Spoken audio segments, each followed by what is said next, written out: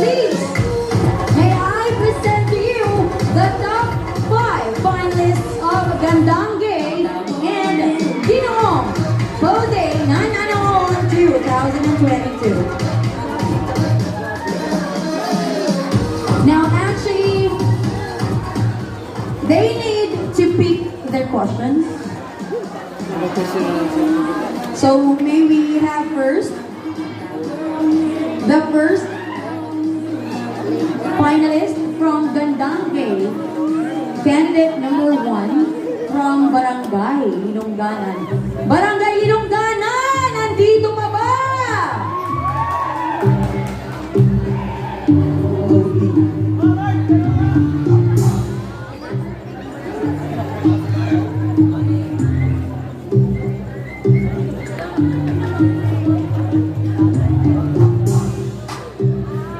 Candidate number 1.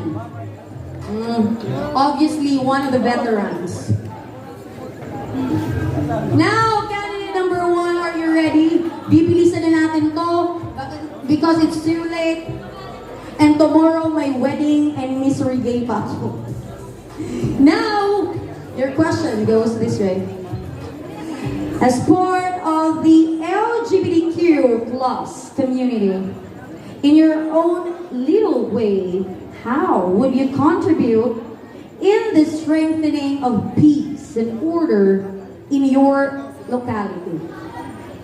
If any, what program or activities would you suggest to be implemented? Again, I will read the question twice for the candidate to have some time to think and before they answer. Again, your question, candidate number 1, Ms. Linongganan, is this.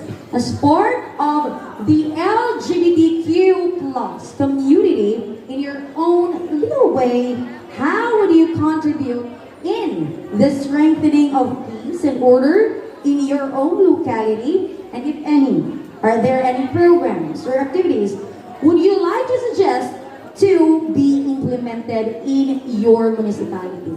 Thank you so much for that very sensible question. Being the most intelligent and gifted with reasons, humans are capable of manipulating all of his creation in our own advantage. Yet, there was creation exists, not to be revenged or to be abused, but to be taken care of. To maintain the peace and order in my locality, yet of course, nowadays, our young individuals are engaging of bad activities. Therefore, for me, I would rather to have short symposium or what we call this one a seminar for that how involved in that thing, the punishment itself. We must have to put our mind that those bad things are not necessary, especially to our young individuals. With the parents, we should have to guide it, not just to someone who give it a symposium about that, but you are very responsible to engage your children to that kind of activities. We must be responsible enough in taking good care of our young individual because they are the people of tomorrow. Thank you so much. Thank you so much, candidate number 1. Ayan. Nagbuya-buya naman candidate number 1. Now, how about we call it? Our next candidate gets candidate number 3. Magiyawan Malimono!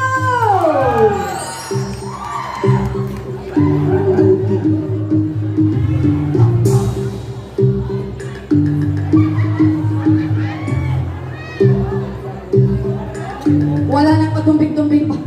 Dili naman preliminary questions. Diretso. Gender equality and development and mainstreaming the LGBT and trans in contemporary society today. Based on your personal perspective, how can we improve the members of the LGBT community? Again, we know very well that gender equality and development and even mainstreaming of LGBT and trans in the contemporary society today is actually being strengthened. Now, based in your your personal perspective, how can we improve the members of the LGBT community? Well, I believe, ladies and gentlemen, as a part of LGBT community, LGBT community are born in this world treated to be equal. Because I believe we are equally created by God. Therefore, we should have the equal rights to live, to love, and to respect one another for our progress. Because I believe, ladies and gentlemen, even if I am a trans, even if I am a gay standing in front of you, but I possess a good position in this life, which is I am a good person. Makata. I believe I'm a good person, which is I'm makatao, makabayan, makajos. And let us show to the world that the members of LGBT community,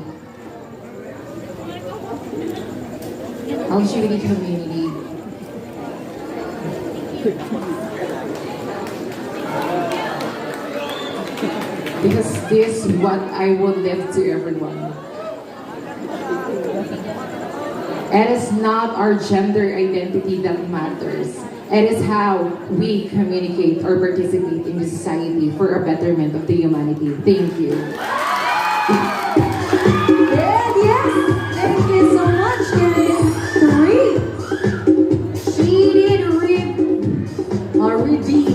her best. Yes, now we are down to candidate number 8 from Barangay Hiyan.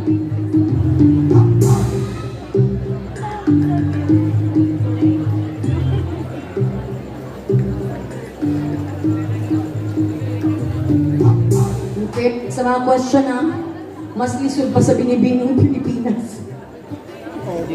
Your question, candidate number 8, is this. Humans, as we are endowed with strengths and weaknesses. Personally, what is that attribute or characteristic that you consider your ultimate strength? And how does it help you cope with your weaknesses? Again, humans as we are endowed with strength and weaknesses. Personally, what is that attribute or characteristic that you consider your ultimate strength, and how does it help you cope with your weaknesses? Thank you for that wonderful question, ma'am. First and foremost, an embodiment to meaning of life. My purpose here is to fulfill a step toward reaching my goals and destiny, which I decided.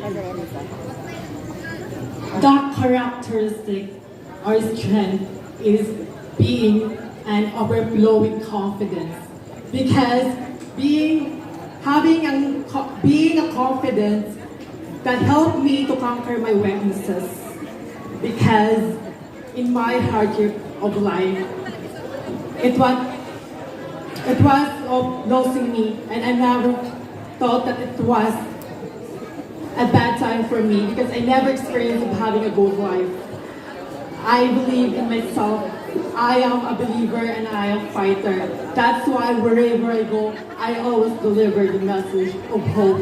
I can make my own future. I can make my own hope. I can make my own love, and we should respect our creation for grace. Hence, we are able to diverse in order to give everyone reasons for hope and practical possibilities for life. Thank you.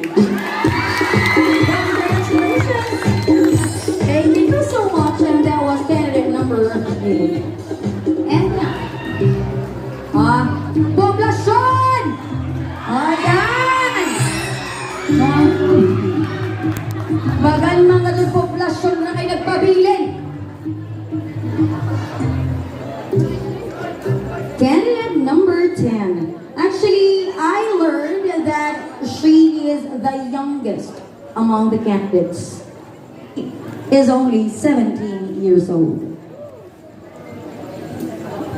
Now, candidate number 10, here's your question. Are you ready? Okay. With the issues that confront our leaders in the many dimensions of the society, which among these issues needs immediate and urgent action? And how would you help to address it? Again, with the many multifarious issues that confront our political leaders and the many dimensions of the society, which among these issues need immediate and urgent action, and how would you help to address it? As a part of LGBTQ community, the biggest problem in our society right now is that we gays are not given the equal opportunity in the workplace. And how can I address it? I will, just like in my advocacy, that recognition is the most important factor that can turn our dreams into reality. We want to be someone in the society. We want to take up space. Nothing is more important than taking up space in the society. And that is the biggest problem that needs to be solved today. Thank you. Thank you so much. Candidate number 10 from Barangay Poblacion. Now last, among the finalists of Gandang Anaoaon 2022 is candidate number 11 from Barangay Macopa.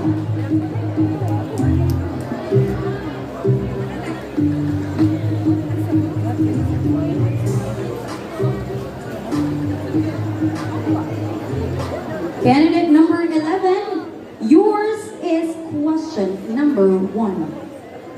Being known as a tourism hub in the province of Surigao del Norte, how would you promote Anaoaon to both domestic and foreign tourists? What tagline or slogan do you have in mind? Again, being a tourism hub in the province of Surigao del Norte, how would you promote San Francisco, Anaoaon to both domestic and foreign tourists? What could be a tagline or slogan do you have in mind? Thank you so much, ma'am. As my advocacy of bamboo products and our municipality celebrating the Kajawan Festival, this is our pride to show to others that Kajawan Festival is known in our municipality. And I believe that our festival can showcase to the international stage. And I believe that in my advocacy and showing to others and sharing to others what here in our municipality can give to them. And my tagline that in my mind, Dajon kamo sa San Francisco. Lingaw Karacha. Thank you. There is candidate number 11. Now before I proceed to the Ginoong PuGay 2000. Ayan, kumustahin naman po natin yung ating mga judges. Okay pa po tayo? And I think most or if not all of our judges are educators. And as educators themselves, anak na ini maghinang ng grado. Amo tagtudyo man, sir. Kamoy tagkuha ng judge. Okay, now, are you ready for the Ginoong PuGay 2022? Now let's ask our first finalist from Malimono! May import.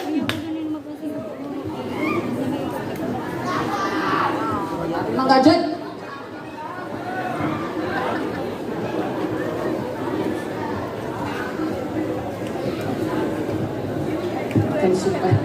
Kayo mo niya napagkalungkot. Okay, candidate number 3. Your question goes this way. If you are given 10 seconds to make a positive impression, what would you do? It has not been written and particularly asked what aspect that that he needs to give a positive impression, but in any random concept or thought that you have, if you are given 10 seconds to make a positive impression about anything under the sun, what would you do and what could be that impression? Good evening.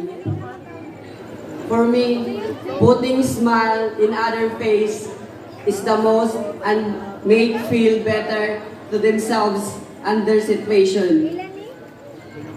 For me, sharing and putting smile to other face and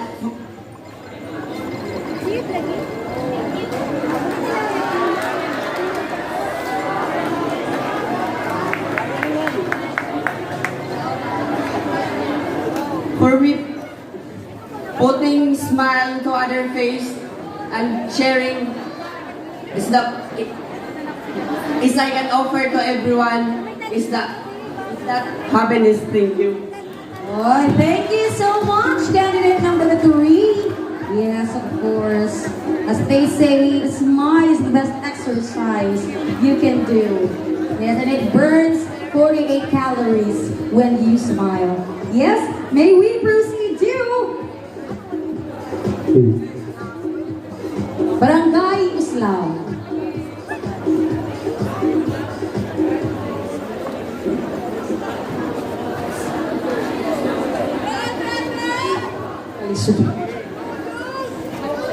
Okay, Barangay Islam, are you ready?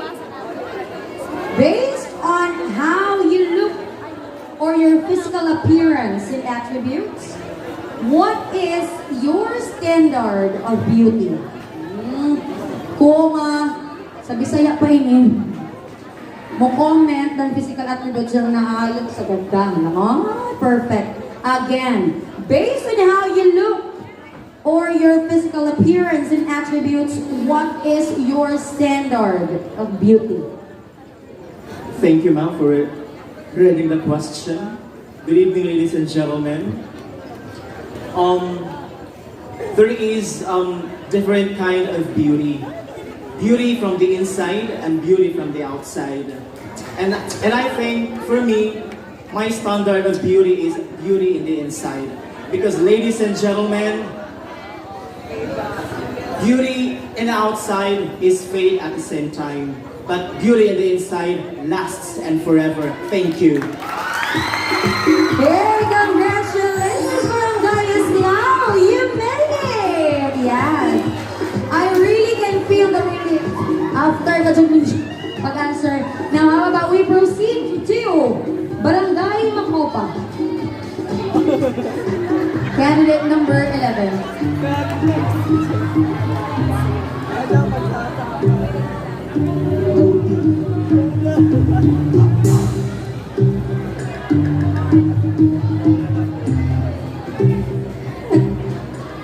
Sa pogi, nagkagamay, nagkamubuan posture.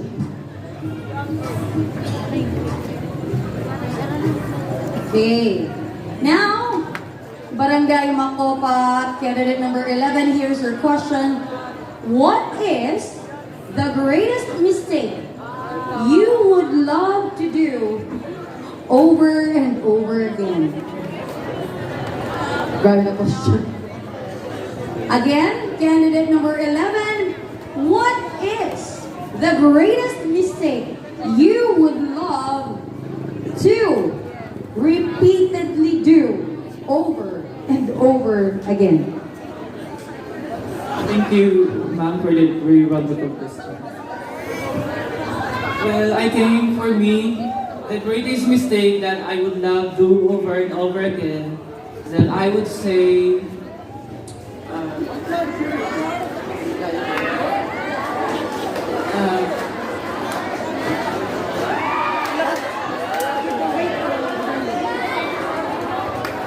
forgive someone who that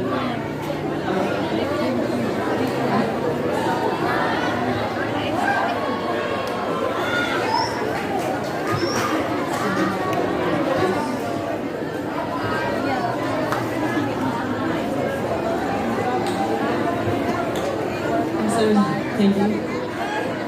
Ay, diba? We really can. You really won't actually blame the people actually on stage because, you know, the load of pressure that they are actually feeling right now, no, cannot be, ano pa, medyo tawag. Dili ko doon siya basta-basta maso, bila-bina if you actually have the so-called stage fright, no? So, siguro, it was actually out of words. So, now we have Barangay. Okay, Barangay Banbanon. Dalawa na kanipis na sa... Nautod.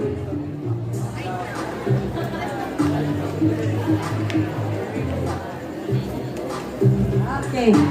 So, Barangay Banbanon, your question goes this way. Sana all mahalaga. How would you imagine the world without you? Kung to kanta. Again, candidate number 4, yes, from Barangay Banbanon. How would you imagine the world without you? Thank you so much, Ate Shane, for that very heart-stirring question. Actually, the world is complete without me, but I think the world is completely going to be timid without me. I consider myself as a very jovial person, a very verbose person, and I am very well... Thank you so much, guys. I consider myself a very happy person, so without me, I consider the world as a very timid and sad. I know that I am unique and I am going to shine all throughout. Thank you. Thank you so much, candidate number 4. And finally, we are down to our last finalist for Ginoong PuGay Anaoaon 2022. And we have here Barangay Hugan, candidate number 9.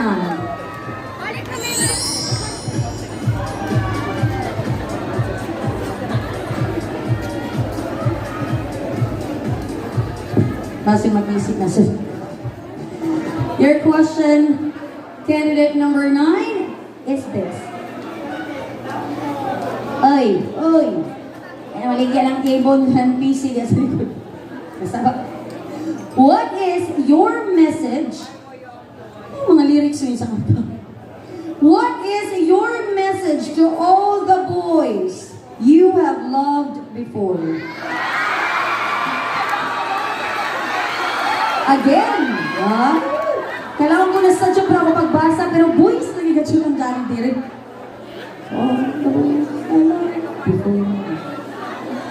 What is your message to all the boys? Sana all marami. You have loved before. Thank you, this wonderful question, ma'am.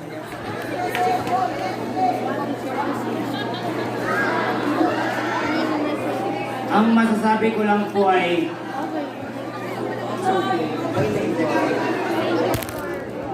sa mga lalaki sa naging